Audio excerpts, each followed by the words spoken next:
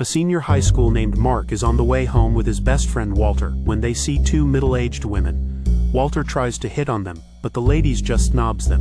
When they get home, Mark is greeted by a surprise 18th birthday party that his mother Tanya has prepared. One of their guests is Melanie, his longtime crush. He later sees her in the bathroom preparing for their pool party, and Melanie asks his help to tie her bikini. But then his mother, who's overprotective of her son, comes in and ties it herself. Mark is just staring at his crush from afar while she's swimming in the pool when Walter interrupts him. He says if he wants to score Melanie, he should get his mom out of the house so they could party. Mark is an only child, and his father passed away when he was young. That's why Tanya is overprotective of him. Mark gets an idea to contact Tanya's co-worker Randy, who has a crush on his mother. Mark asks him to take Tanya out for a dinner date. When they left, the four get to start their little party. Walter is later making out with Melanie's friend, while Mark is just awkwardly silent beside his crush. Their party gets interrupted when a deacon comes over and invites them for a Bible study. It turns out that the overprotective Tanya told him to come visit her son while she is away. The next day, Mark's mother asks him to buy some things at the hardware store. There he meets Carissa, a middle-aged woman who mistakes him for an employee. Though he says he does not work there, Mark still helps her and nerdly explains the item. He seems attracted to the lady as he stares at her walking away. Outside, Carissa asks him if he can help her install the shower head. Mark is hesitant because he's supposed to go back and help his mom. She offers to pay him, and he finally agrees. At her house, Mark fixes her shower, and when he tells her that it is done, Carissa takes off her robe and says she has to test it. She then asks him if he would like to test it with her. Mark is nervous as he convinces himself to get in the shower. He later takes off his shirt and joins Carissa. The two make love multiple times that day. When Mark gets home, her mother notices that he is visibly happy.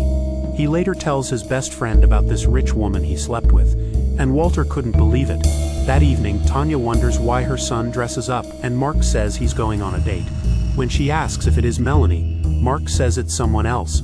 On their date, Mark talks about the app he's been developing, and Carissa says she has a friend at Intel who might be interested in it. Mark gets excited, but the woman says if she helps him, she needs something in return. She whispers to Mark and then goes to the bathroom. While she's away, a man approaches Mark and tells him to get out while he still can, but the kid just ignores him. Carissa later comes back and the two head to her place where Mark spends the night with her. The next day, Tanya scolds her son because he never called the whole night. She is worried that her son is not acting like himself lately. Before he leaves, Tanya says she'll prepare food for dinner, but her son says he might not be home. Mark spends more time with Carissa now. He learns that the woman inherited her wealth from her rich husband who died 5 years ago. After putting her some lotion, the two makes love at the poolside. One night, while her son is in the shower, Tanya checks his phone. She learns the name of the girl he's dating is Carissa. We then get to see Carissa taking pills and seems to be having a mental breakdown as she breaks the mirror. She later comes over to Mark's house, surprising him and his mother. Tanya is shocked to know that Carissa is about the same age as her. During dinner, everybody is awkwardly silent. Then Carissa talks about the app that Mark created.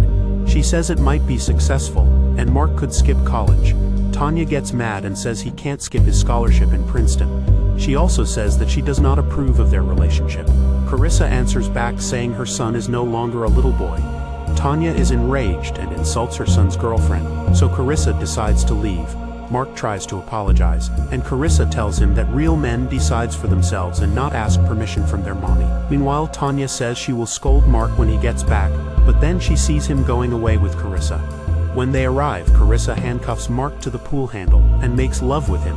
Meanwhile, Tanya searches for Carissa on the internet and learns that she is also a widow like her, and her husband is an old but wealthy man. The next day, Tanya comes over to Carissa's house to apologize.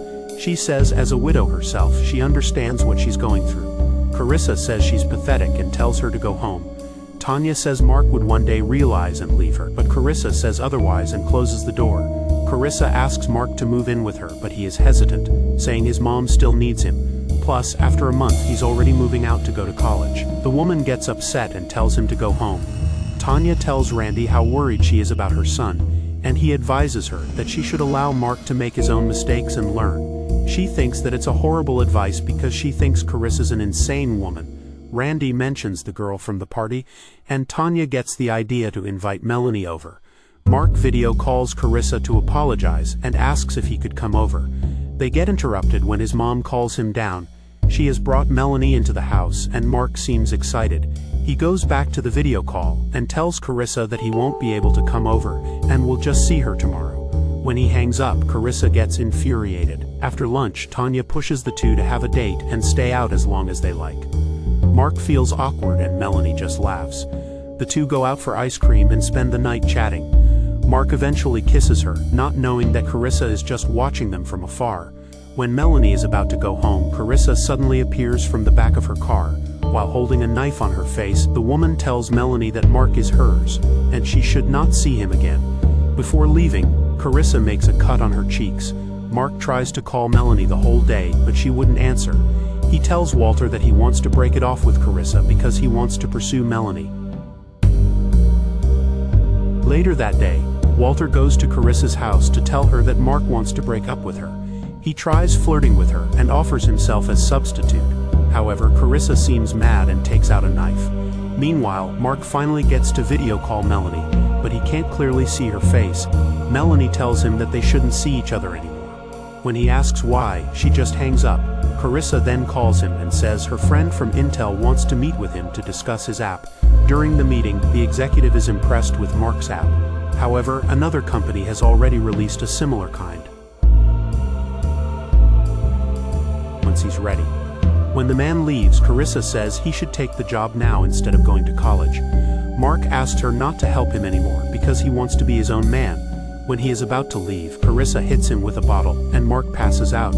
Meanwhile, Tanya is already worried since she hasn't heard anything from her son for more than a day already. She tries calling his best friend Walter, but he won't answer too. Mark wakes up tied inside the sauna room, and Carissa indicates that she did same thing with her ex-husband. Before leaving, she wounds Mark with a fire poker. She later texts Tanya using her son's phone. Moments later, Tanya arrives, and Carissa invites her in. She gives her handcuffs and tells her to put them on if she wants to see Mark. She later brings Tanya to her son, and leaves a gun for her to decide if she's going to shoot herself or her son. Meanwhile, Randy is getting worried since he can't contact Tanya, so he decides to go look for her. Hours have passed in the sauna, and the two starts getting dizzy. Tanya is about to shoot herself to save her son when she comes up with an idea. Carissa hears a gunshot, so she goes to the sauna and sees Tanya lying on the floor. When she's about to check her, Tanya hits her with a rock, and the two get into a fight. The mother manages to press Carissa's head on the hot sauna stones until she passes out. The two manage to get out, but Carissa runs after them. She's about to attack them when she suddenly gets stabbed by a fire poker. It is Randy who comes to save them. He also finds Walter, tied and hidden inside a bin. A month later, Mark is preparing to leave for college, with Melanie coming with him. His mother finally gets the courage to let go of her son, and she gets emotional as she bids farewell to Mark. Just as they left, Walter's new girlfriend arrives, a wealthy senior citizen widow. Did you like the movie recap? Please don't forget to like and subscribe to our channel.